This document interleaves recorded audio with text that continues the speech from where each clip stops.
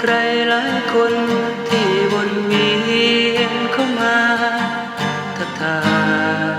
พูดจาเป็นเพื่อนคลายเหงา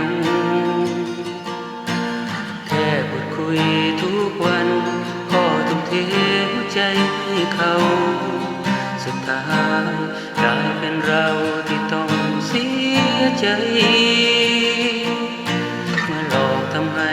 หลงรักแต่สุดท้ายเขาก็จากไปผู้ใจน้อยใจต้องเจอแต่ความผิดหวัง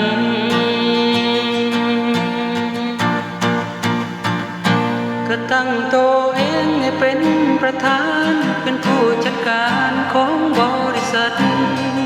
ชื่อว่าบริษัทอกหักจำกัดหากใครก็มีแต่ผิดหวังมีแต่เหตุให้หัวใจพังจากสิเหตุจังใดโอ้โอ้มีรถเบนซ์โอ้มีรถเก๋งโอ้มีBMวันโวมีแต่ซาเล้งโลโซเอาไว้ประจำตำแหน่ง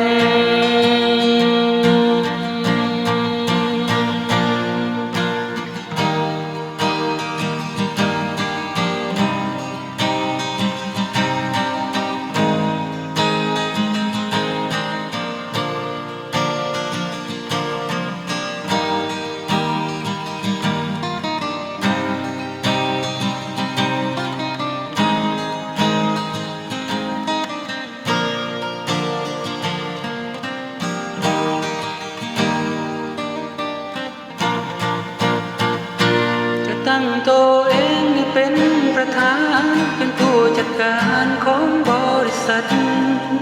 ชื่อว่าบริษัทอกหักจำกัดหากใครก็มีแต่ผิดหวัง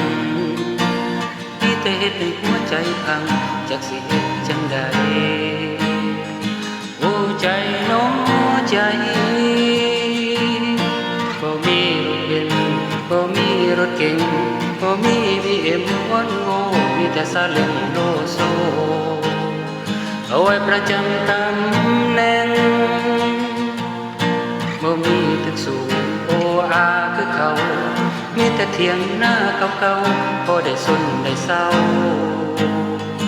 บังแดดบังฝนมีอีหลาในยามเข้ามาบอกว่าอยากดูแลหัวใจหักแพงกันตลอดไปสิบ่เฮ็ดให้ผิดหวังคงสิปิดกิจการ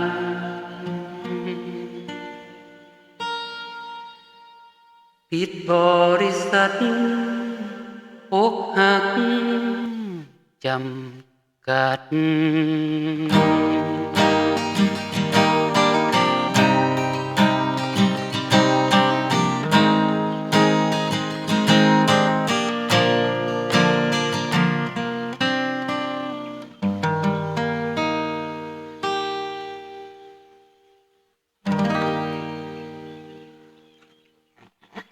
ครับสวัสดีครับเพลงนี้ก็ตั้งชื่อว่าบริษัทอกหักจำกัดนะครับก็หลังจากว่างเว้นทำงานครับเย็นๆทำสวนครับตัดหญ้าเสร็จเปิดน้ำรดสวนรดต้นไม้ก็ลงสักเพลงครับขอขอบคุณครับผู้ที่ติดตามกดไลค์กดแชร์ทุกท่านที่ให้กำลังใจครับขอบคุณมากครับสวัสดีครับ